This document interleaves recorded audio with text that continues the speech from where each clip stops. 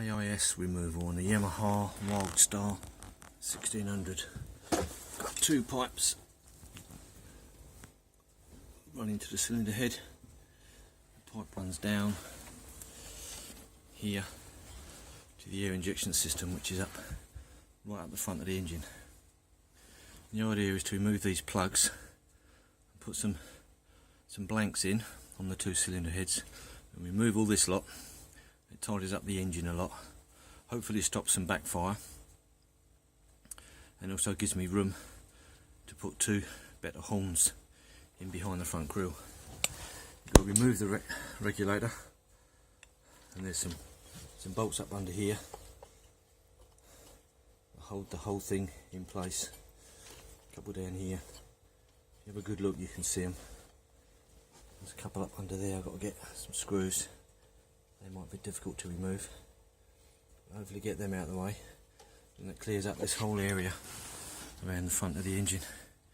So hopefully look a lot tidier and give me some space for some decent horns. We'll see. Well, I've got the other stuff out, all the air injection system, but I can't get these plugs out. The idea, so they say, is to bash it from the other side, which I've been doing, but I don't like the idea of bashing it at an angle when you're trying to drive it out of a hole. It puts too much stress on the side of the hole. If you hit it too hard, you're going to crack the cylinder head. So you've got to be careful about that.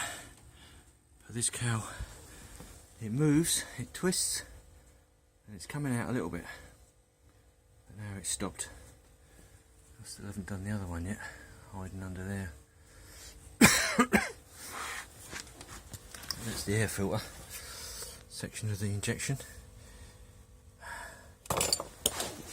And that's the other bits. The pipe. And the diaphragm unit.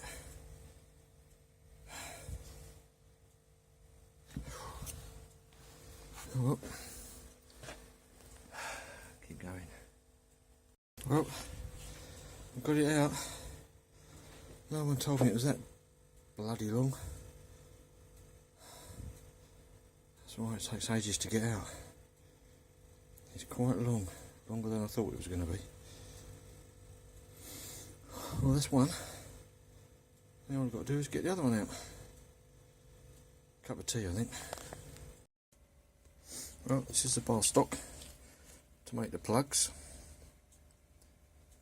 and 5/8, 15.9 mil, which is about right. So we want two plugs. Going to make it out of these. Here's the drawing. The sizes you want if you want to make one. I'll go ahead and make these. I'm going to make them on the mill. Got a little mill, but you could easily turn them in the pillar drill as well if you needed to. I haven't got a lathe, so I'm going to have to use the mill. But I'm just going to put them in, put a cutter on the side, so it's basically turning it round, and should be able to mill them no problem. And we'll see what happens. Like that. Now the steel rule is in there, so you can find the centre, because the cutter has to be right on the centre of the spindle, like it would if it was in a lathe. So the easiest way is to just pinch a steel rule in there, and then adjust carriage backwards and forwards until the ruler is parallel with the edge of the vise. That way you know that the cutter is in the centre, because if it was this way it would turn that way, and if it was that way it would obviously go that way, because it would roll round the aluminium rod. And that looks about level, so that's good to go. Lock that position off. and start cutting. Sizes, and there you go.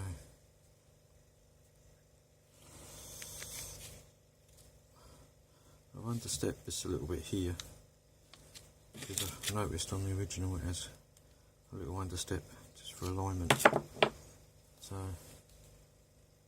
take a few thou off under there as it fits.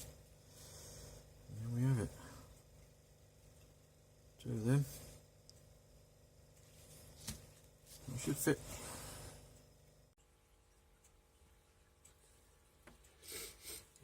That's the plugs driven in.